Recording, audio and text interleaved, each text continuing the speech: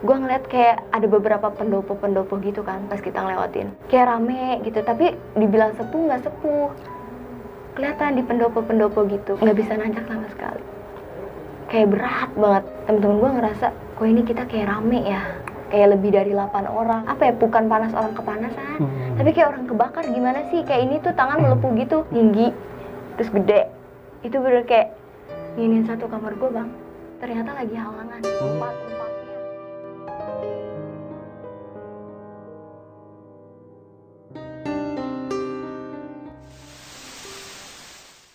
Warahmatullahi wabarakatuh. Balik lagi di Besok Pagi, kali ini bersama gue Bang Mange. Sebelumnya gue ingin berterima kasih banyak buat teman-teman semua yang udah mensupport channel Besok Pagi hingga sampai saat ini. Tanpa support dan dukungan dari kalian, kami bukan apa-apa. Masih dengan tema yang sama, gak jauh-jauh dari dunia pendakian, terutama hal gaibnya. Dan di malam ini, gue udah kedatangan salah satu narasumber nih, jauh dari negeri seberang, Parung Panjang. Yuk langsung aja kita sapa narasumber kita yang satu ini. Apa kabar Yola? Baik bang. Alhamdulillah baik. Sehat nih? Sehat alhamdulillah. Terakhir kali naik kapan? Awal kemarin, awal tahun. Awal tahun? Kesibukan sekarang? Sekolah sambil kerja. Oh masih sekolah? Iya masih Oke, sekolah. masih agak tahu lah. Dan kali ini lo pengen menceritakan tentang pengalaman pendakian lo di mana nih? Di Gunung Kencana bang. Di Gunung Kencana, Bogor. Iya. Bisa kasih sedikit cerita nih ketika pendakian lo saat di Gunung Kencana? Disasarin saat mau perjalanan ke Gunung Kencana, ada kendala di mobil. Stop dulu kak, stop dulu kak, stop dulu kak, stop dulu kak. Berulang-ulang kali gue mengingatkan buat teman-teman semua nih, bahwa saja cerita yang pengen diangkat Kayola kali ini bukan ingin menakuti teman-teman semua, hanya sekedar berbagi pengalaman. Dan kebetulan Yola ini merasakan kejanggalan ketika pendakian di Gunung Kencana Bogor. Jangan lupa di subscribe, like, and comment, dan jangan lupa juga nyalakan loncengnya agar teman-teman semua tidak tertinggalan video terbaru dari kami. Bagi teman-teman semua yang mempunyai cerita pendakian, terutama di gaibnya nih, dan ingin menceritakan pengalaman teman-teman semua di sini, bisa langsung kirim email ataupun DM Instagram Besok Pagi. Nanti linknya gue taruh di bawah sini. Yola sekalian IG-nya mau di ini enggak? Yola_entel. Oke, nanti gue juga taruh di bawah sini. Mau tidak mau, suka tidak suka, bahwa hal gaib itu ada di sekitar kita. Tanpa berlama-lama dan untuk mempersingkat waktu, langsung aja kita mulai ceritanya.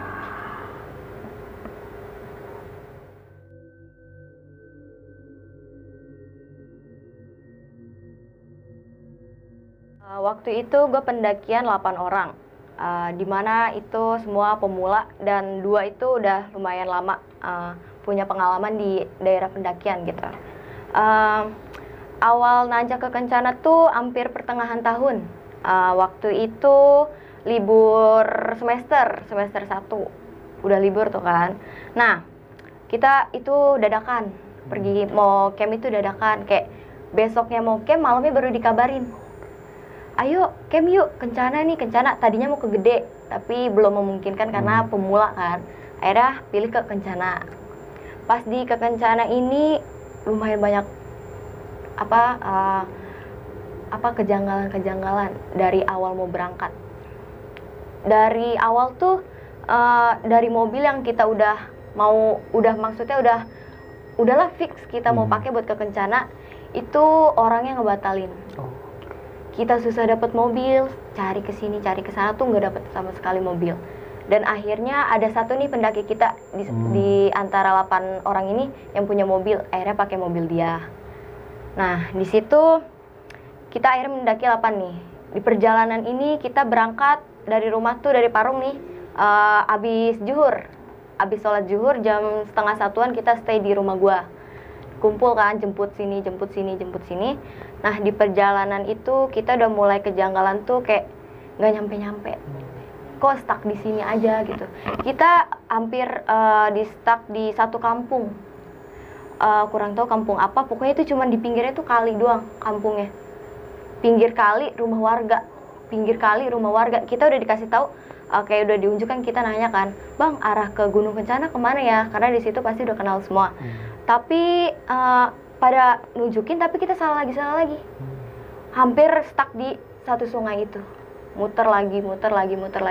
Dan akhirnya kita doa bareng-bareng. Akhirnya baru keluar tuh kita dari kampung itu. Nah, akhir dari itu kita kena macet macet parah banget, nggak jalan, nggak gerak sama sekali. Itu macet parah. Namanya cewek kalau udah kelamaan di mobil kan bete gitu ya. Udah hampir seharian tuh kita udah maghrib. Akhirnya kita mutusin buat berhenti di rest area dulu, kayak sholat dulu maghrib gitu kan, makan. Dan akhirnya ngelanjutin lagi itu hujan deres. Hujan deres, kita sampai base camp Kencana itu hampir jam 12 bang. Malam. Iya itu karena kena macet parah banget, macet parah. Nah di situ itu tuh pas kita nggak tahu kalau si cewek, kan kita pendaki tuh cewek 6 cowok 2, dimana cewek 4 ini tuh permula. Ternyata si cewek permula ini ternyata lagi halangan, empatnya. Dan mereka tuh lebih salah, mereka mau namanya permula, mau ngedaki, mau ini nih ke puncak, malah pakai celana jeans. Cewek 4-4-nya. Mereka belum ganti sampai sana, akhirnya nunggu ganti lagi. Ternyata mereka bilang, bang lagi halangan nih, gimana gitu.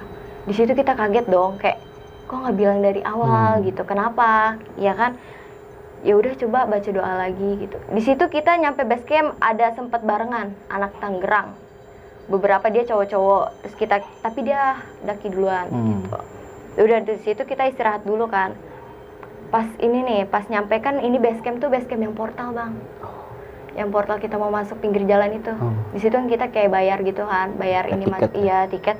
Terus dari situ tuh gue ngerasa feel gue tuh udah beda masuk situ. Kayak gimana ya, kayak hati dak dik, kayak kita ketemu sama orang baru gimana sih, kayak perasaan gimana gitu ya. Terus pas udah kan kita udah bayar, semua bayar, kita masuk lewatin yang pinggir-pinggir Ponte itu, telaga, lewatin telaga. Di situ gue ngeliat kayak ada beberapa pendopo gitu kan pas kita ngelewatin. Gue pakai mobil, untung bisa, malam-malam itu jam 12.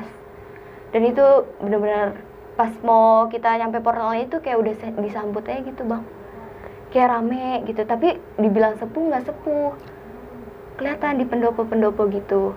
Makanya temen gue juga kayak, terus kita kan kayak klakson lah gitu, bang klakson bang, setiap ada pendopo klakson bang. Nah di pas kita ngelewatin pendopo itu, pendopo 1 masih awal lah ya, mobil kita ngalamin yang di luar nalar bang. Itu bener-bener nggak bisa nanjak sama sekali, kayak berat banget. Padahal itu orang cuma di lumayan 8, tapi orang kecil-kecil lah, barang juga kita nggak banyak, cuma bawa 2 tenda. Nah di situ kayak ngerasa kok ini berat ya, supir aja tuh bilang berat nih. Akhirnya gue turun sama temen gue, sebutlah si Robi ini. Gue turun, kita dorong dari belakang. Itu kita ngedorong berhenti tuh hampir 4 kali. Turun lagi, kayak di bagasi tuh berat. Terus dari situ tuh kita di situ lama banget. Padahal itu paling ke base camp yang kata Sambalado itu paling cuman 1 jaman. Ini hampir 3 jaman baru sampai karena kendala itu. Nah di pertengahan jalan kita mau nyampe base camp yang Sambalado ini, yang kita mau ke trek, itu setir gue nggak bisa dibelokin bang. Ke kiri nggak bisa, ke kanan nggak bisa, kita mau nanjak nggak bisa. Itu tuh bawahnya udah jurang teh gitu. Gimana sih kita mau belok curam gitu ke kanan, itu bener nggak bisa. Jadi stuck mobil kita tuh di tengah, kayak kok gini ya gitu, supir aja nggak bisa gitu. Dan akhirnya turun lagi 3, si Robi ini, gue sama 1 lagi namanya bisa disebut Pepe lah gitu. Akhirnya turun kan dari mobil, kita dorong lagi, terus coba yuk doa, dan akhirnya tuh bisa bang. Akhirnya sampai di base camp Sambalado tuh jam 2 pagi. Iya. Terus di jam 2 pagi itu istirahat lah, biasa istirahat dulu. Akhirnya kita lanjut nanjak setengah 3. Gimana sih bang pikiran, ini 4 permula ini bisa dibilang pemula, pakai jeans, dia nggak mau ganti. Dan di situ mereka lagi halangan semua. Gimana sih kita takut kan, ada rasa takut ini anak orang gimana nih nanti kan. Terus akhirnya udah coba doa lagi sih yang penting sih bang. Akhirnya nanjak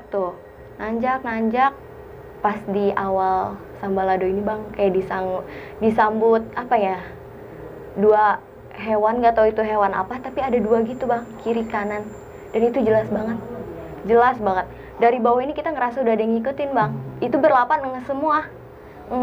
Di situ gue ada makan permen nih bang, di luar nalar banget nih bang. Kan gue makan permen gitu, permen gagang gitu ya, permen gagang. Udah tuh kita ranjak di tengah-tengah Sambalado ini, tengah pokoknya masih pertengahan, temen-temen gue ngerasa kok ini kita kayak rame ya, kayak lebih dari 8 orang gitu. Yo, gayanya gara-gara lu makan permen nih, kata teman gue bercanda-bercanda gitu. Apa iya gara-gara permen? Iya deh kayaknya permen. Dan akhirnya mereka putusin buang aja yuk di trek permennya. Udah tuh dibuang kan, udah nggak ada apa-apa. Tapi gue di situ ngerasa pas buang permen kayak ngerasa capek banget bang. Capek, kaki gue berat banget. Terus kayak di kiri kanan tuh kayak ada teriakan-teriakan. Kayak orang ketawa, bukan ketawa tapi kayak merintih nangis gitu bang.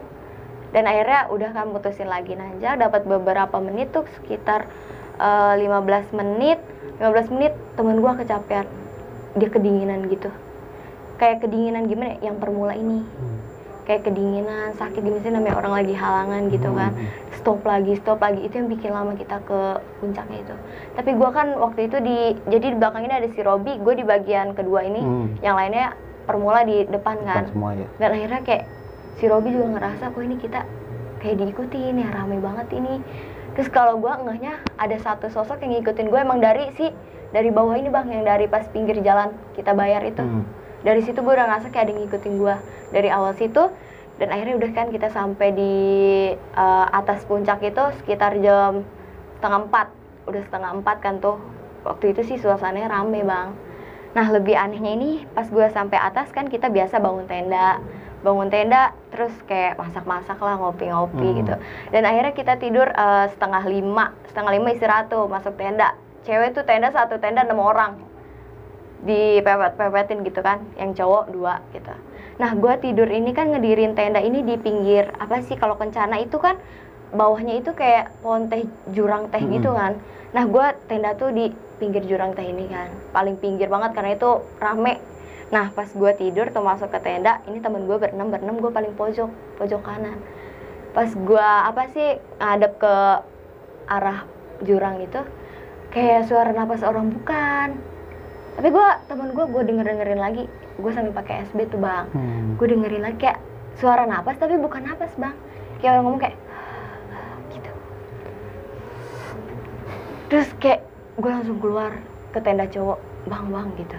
Tapi sempat gue mikir dulu apa nih, gue dengerin dulu teman-teman gue, takutnya ada yang apa gitu. Tapi pas 15 menit tetap kayak gitu bang, nggak ada suara sama sekali, cuma suara itu hening. Padahal di situ rame, hening banget. Terus ada suara kayak gitu, aneh nggak sih? Padahal di bawahnya tuh jurang.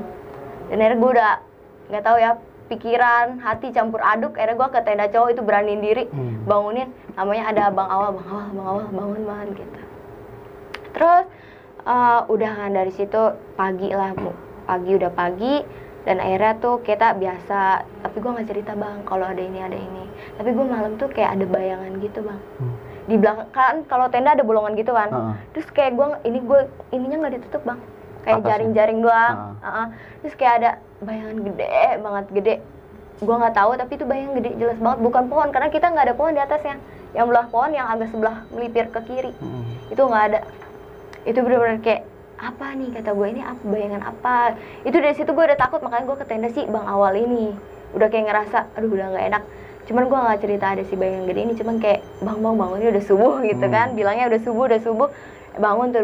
Enggak ya, belum subuh, ini belum azan, belum ada azan sama sekali. Udah kan bangun, kayak masak. Udah, cuman di hati itu gimana ya bang, udah perasaan udah campur aduk, udah takut gimana gitu. Udah, dan akhirnya kita memutuskan biasalah foto-foto, iya kan. Udah, tapi gue di situ kayak ngerasa aduh gimana ya feel gue. Itu orang sama sekali pas abis subuh itu kan orang pada kedinginan, gue malah kepanasan bang. Itu kepanasan, gue tuh pakai baju 2 lapis, kayak pakai manset lagi cewek gitu.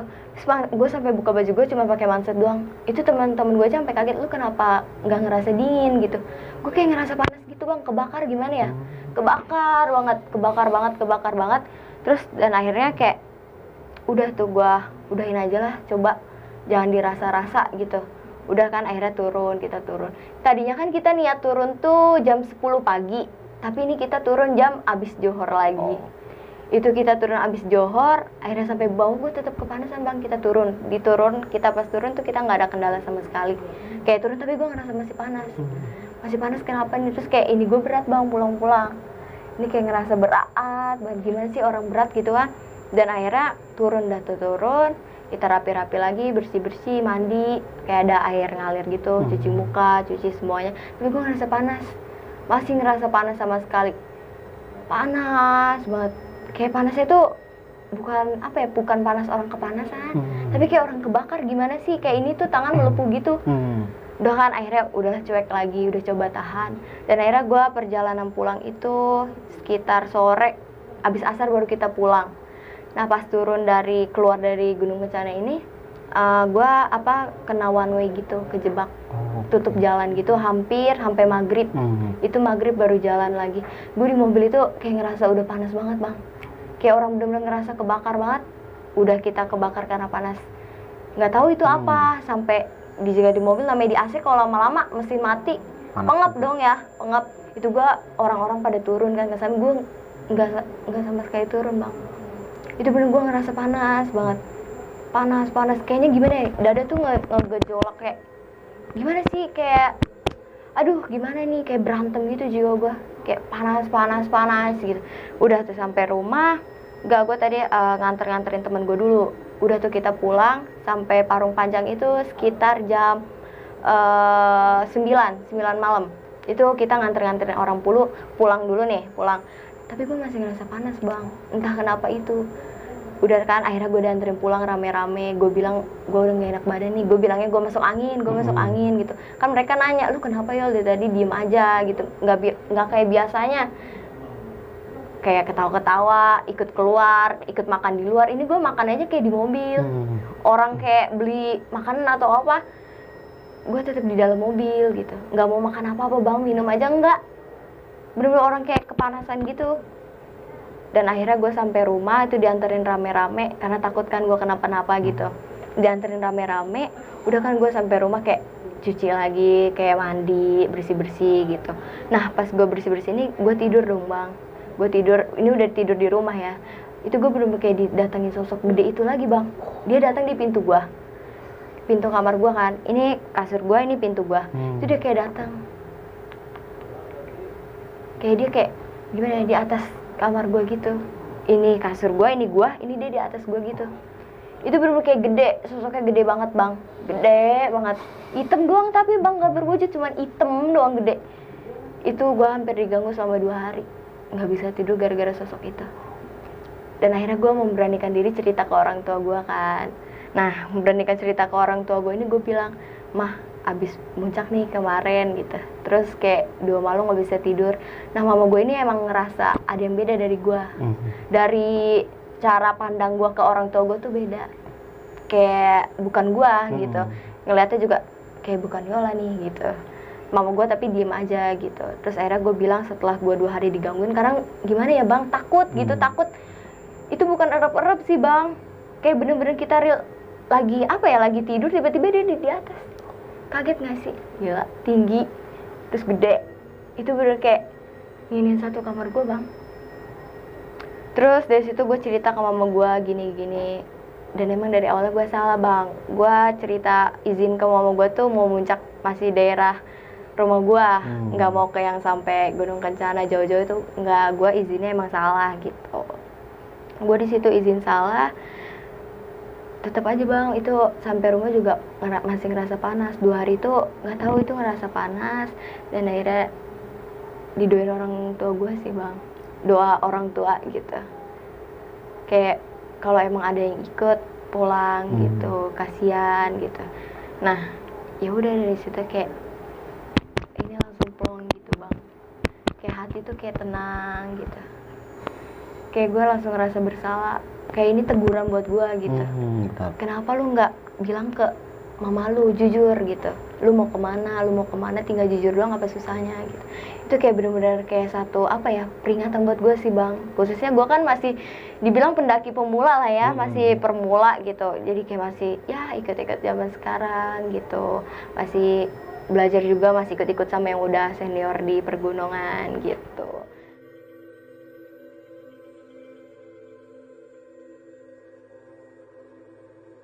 Kalau boleh gue kulas balik nih ya, dari awal mulai perjalanan lu ini sedikit agak ada kejanggalan nih. Dari mulai tadi lu bilang charteran mobil itu nggak ada yang mau nganterin. Iya. Dan akhirnya ada salah satu teman pendaki lu yang mengiyakan untuk membawa mobilnya. Dari situ aja udah ketahuan. Iya. Dan lu sempet memutuskan untuk tetap berangkat nih, harus gitu. Maksain juga. Sampai di salah satu daerah atau kampung yang tadi lu bilang lu sempat muter-muter nih. Iya. Yang ada seberang kali dan perumahan gitu ya. Itu tuh seharusnya kita salah ngambil, Bang. Kita ambil jalur kiri, seharusnya kita ngambil jalur kanan. Kita ambil jalur kiri terus sampai mentok, makin kesini nggak ada jalan. Kok jalannya sepi gitu, sepi banget, sepi. Kayak nanya-nanya kan, karena udah pusing, kok ini kali lagi. Nanya ke satu orang, tukang sate lah ya, tukang sate. Bang, tahu arah jalan Kencana nggak, Bang, Gunung Kencana? Oh, kesini deh, kesini dulu, kesini gitu. Udah diarahin tuh, Bang. Tetap aja nyasar balik lagi ke situ.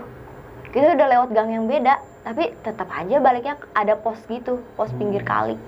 Itu berlangsung berapa jam? Lu ingat? Hampir kejebak 5 jam, Bang. 5 jam. 5 Cuma jaman. muter-muter di daerah Iya. situ. Itu yang bikin kita lama. Oh, dan setelah itu lu mulai panik nih ya, dan lu mulai berdoa nih. Iya sih. Setelah berdoa baru panik enggak, cuman kayak doa lah, yuk doa gitu. Setelah lu berdoa, jalan ditemuin. Iya. Itu temunya itu nanya ke tukang parkir. Kesini deh, ke arah sini, ikutin aja lurus. Dan akhirnya keluar dari kampung itu. Dan nggak sampai di situ aja nih. Mulai dari yang tadi lu bilang mobil yang nggak kuat jalan nih. Padahal kan tadi lu bilang sempet yang naik mobil ini tuh nggak terlalu gede ya badannya ya. Iya. Sedang lah ya, kecil ya. Tapi kok kenapa nggak kuat kayak gitu mobil? Kayak ada yang nahan gitu, Bang. Dan akhirnya lu memutuskan untuk turun nih dan mendorong. Dorong. Oke, dan itu tadi berlangsung 4 kali ya? Iya, 4 kali. Lumayan capek juga sih. Lumayan, kita turun. Dan sampai di satu titik ketika mau ke arah tikungan ke atas gitu. Iya. Yang tadi lu bilang setir mobilnya itu nggak bisa digerakin ya, kiri kanan ya? Iya, itu kayak apa ya, setir udah ban kita belokin ke kiri, ke kanan. Kalau ke belakang kita jatuh ke jurang dong, Bang. Nggak bisa mundur, paling mundur bisa dikit. Ini tuh doa lagi gitu. Setelah itu bisa lagi tuh? Belum, nggak bisa. Masih kayak ngerasa setirnya belum bisa, Bang. Ada si supir ini, ayo dong bisa, bismillah gitu. Dan akhirnya bisa gitu. Tadi lu sempat bilang sampai ke satu tempat tiket ya? Iya, itu yang awal masuk itu. Yang awal masuk itu ya? Yang pinggir jalan. Dan di sini gue mau nanyain kembali tentang pendopo yang lu lihat saat itu. Kalau kita lewat khususnya jalur Telaga Warna nih ya, Bang, itu pasti kita setiap kebun teh itu ngelewatin beberapa pendopo, hampir lebih dari 5 mungkin. Jadi di setiap pendopo itu kayak ada yang jagain, Bang. Kayak sepuh bukan, tapi kayak penguasa di daerah situ, hampir sama sosoknya. Sama. Hampir kayak gua kan kayak ngerasa itu ada, kayak Bang, klakson. Temen gue di situ kayak temen gue kayak di situ bingung. Kenapa? Ada apa? Cuma beberapa yang peka emang udah, iya, Kang, klakson aja gitu. Tapi lu sempet ngeliat makhluknya nggak sih di pendopo itu? Ngeliat. Nah, bisa lu gambarin lagi nggak nih wajahnya atau postur tubuhnya lah, kayak seperti apa yang penghuni di pendopo itu? Jadi sebenarnya sih postur tubuhnya tuh tinggi, kayak orang apa ya, pribumi. Pribumi gitu. Cuman dia kayak pakai apa ya itu? Camping gitu ya, camping. Terus kayak tinggi, itu kayaknya sih lebih kakek-kakek tapi nggak terlalu kakek-kakek gitu. Jadi itu dia cuma ada yang duduk, ada yang berdiri. Jadi setiap pendopo tuh beda-beda. Tapi wujudnya sama kayak gitu. Tapi lebih dari pendopo-pendopo juga banyak, Bang. Dan nggak bisa kita pungkiri lagi, tadi lu sempat bilang ya bahwa lu tuh dikasih kelebihan nih untuk bisa melihat makhluk kayak gitu ya. Atau anak zaman sekarang itu bilang indigo. Iya. Bukan IndiHome ya. Iya, indigo. Nah, singkat cerita sampai lalu di mulai pendakian nih ya. Iya. Dan tadi lu bilang lu melewati jalur, tapi di kiri kanan itu ada sosok binatang gitu ya. Sosok binatang, dan itu nggak tahu harimau atau apa. Cuman dia ada 2. Kayak gimana ya, posisinya gini. Tapi ada di 2 gitu. Kayak dia penjaga di 2. Iya, di gunung itu. Tapi yang lain cuma lu sendiri. Iya. Yang lain nggak ada yang lihat. Nggak ada. Dan Tadi lu sempat bilang nih, mungkin ya ada makhluk-makhluk kayak gitu yang nggak suka darah nih. Kan tadi sempat lu bilang bahwa 4 temen lu itu ada yang haid. Halang, iya. Oke. Dan nggak dibersihin juga saat itu? Enggak. Udah main terabas aja? Cuma mereka ada ganti celana doang gitu. Tapi nggak pakai pembalut apa gimana gitu? Enggak, pasti pakai yang dari rumah gitu. Karena mereka juga takut. Namanya pemula, takut. Tapi lu nggak berpikir dengan 4 orang itu nggak berpikir gua harus beli pembalut dulu nih buat aman apa gimana gitu? Dipikirnya pasti mereka ngerti lah bang, gitu namanya tempat kayak gini gitu. Seharusnya apalagi cewek pasti ngerti sih. Jadi kalau emang tempat kayak gini ganti lagi. Tapi itu mereka mungkin karena udah kecapean jadi pengen cepet-cepet muncak aja udah sampai puncak gitu karena waktu juga kan. Udah hampir subuh tuh waktu kan, kelamaan di jalan. Singkat cerita, lu sampai lah nih di puncak nih ya. Subuh hari ya lu sampai di puncak. Iya, mau subuh sih. Mau subuh ya. Iya. Lu mendapatkan salah satu space untuk 2 tenda yang berada di samping jurang. Iya. Oke. Jurang kayak apa ya?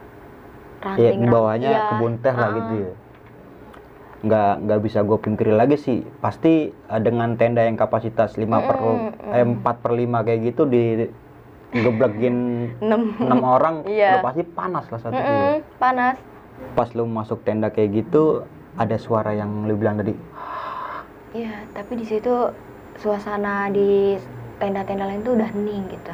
Udah pada istirahat. Cuman kayak kedengeran musik-musik doang. Kayak ada yang musik gitu, nyetel musik di handphone. Tapi suara itu berasal dari samping jurang. Iya. Berarti kan yang di samping lo itu kan jurang kan? Iya. Jurang teh bawahnya. Otomatis nggak ada orang di situ. Nggak di situ aja nih, lu sempet ngelihat salah satu makhluk yang hitam besar nih pas di tenda itu ya. Iya, jadi itu situasinya juga angin gede. Jadi yang udara tenda gue ini kan kebuka-buka karena nggak ditutup ininya, takut mereka kepanasan kan. Dibuka, tapi pas gue tidur gini, itu belum gede bang, cuman hitam doang.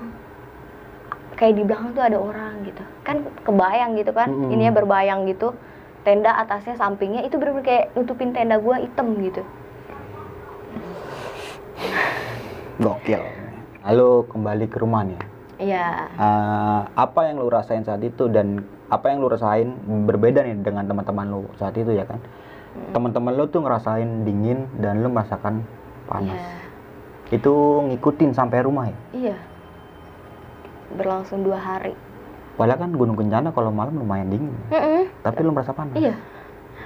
Makanya itu. Nggak sampai di situ aja nih. Iya. Setelah lu turun dan lu nganterin teman-teman lu semuanya kan tadi kan? Lu sampai 2 hari 2 malam nggak tidur? Iya, benar-benar nggak tidur. Dan diikutin makhluk itu? Iya. Kayak gue bingung mau cerita ke siapa, gue bingung nih mau cerita ke siapa gitu, mau nenangin ke siapa. Itu benar-benar kayak mata gue tuh kayak udah merah banget bang. Udah nggak tidur ya, kurang istirahat. Itu gue nggak keluar kamar juga. Di kamar terus dan makhluk itu masih tetap ada di situ? Masih, jadi dia muncul pas malam doang. Sekitar jam 2 malam sampai subuh azan. Itu dia ada. Bisa lu kasih gambaran nggak sih makhluk itu seperti apa? Kayak gundurwo, tapi dia cuma bayangan doang bang. Gede. Pokoknya hitam, gede. Iya. Ada di atas rumah lu. Iya. Dan lu nggak direp-rep kan? Dia cuma nampakin diri aja. Enggak. Gue kan termasuk anak indigo dan gue punya teman juga, teman lain. Itu sampai dia juga takut bang. Dia nggak berani. Dia cuma sampai depan pintu doang, nggak masuk ke kamar gue karena takut sama sosok ini. Nah, akhirnya setelah lu memutuskan buat akhirnya gue ngomong aja nih sama nyokap gue nih supaya minta didoain supaya makhluk ini pergi. Iya, karena udah capek gitu, udah capek nggak bisa tidur 2 hari gitu. Dan akhirnya lu mau minta maaf nih dengan nyokap lu. Minta maaf karena udah bohong. Iya, iya. Kayak setelah cerita. minta maaf dan didoain sama nyokap lu, akhirnya alhamdulillah sampai sekarang udah nggak ada lagi kan? Nggak ada sih. Itu kejadiannya kapan? Pertengahan tahun 2020. Oh, baru kemarin? Iya, baru kemarin. Buat Yola nih, lu punya kesan-kesan nggak sih buat teman-teman semua nih, terutama pendaki? Kalau khususnya permula, mending tanya-tanya kalau lu lagi halangan, khususnya cewek, kalau emang lagi halangan ngomong ke yang udah apa ya senior ya. Gitu. Terus sama izin orang tua itu paling penting. Jangan pernah bohong pokoknya. Lu kalau mau nanjak kemana, langsung bilang, misalnya Gunung Kencana, mah izin ke Gunung Kencana, jangan ke yang lain-lain. Oke. Sedikit dari gue mau menambahkan ya, bahwa saja attitude dan sopan santun itu perlu banget dijaga. Nggak cuma di gunung, di kehidupan sehari-hari pun kita harus terapkan hal-hal kayak gitu, agar tidak terjadi hal-hal yang kita tidak diinginkan. Oke banget sih.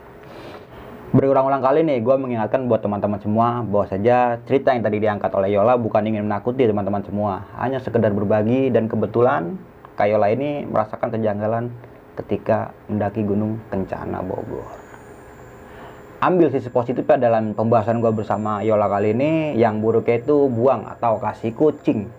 Semoga bermanfaat, sampai jumpa di video-video gue selanjutnya. Wassalamualaikum warahmatullahi wabarakatuh.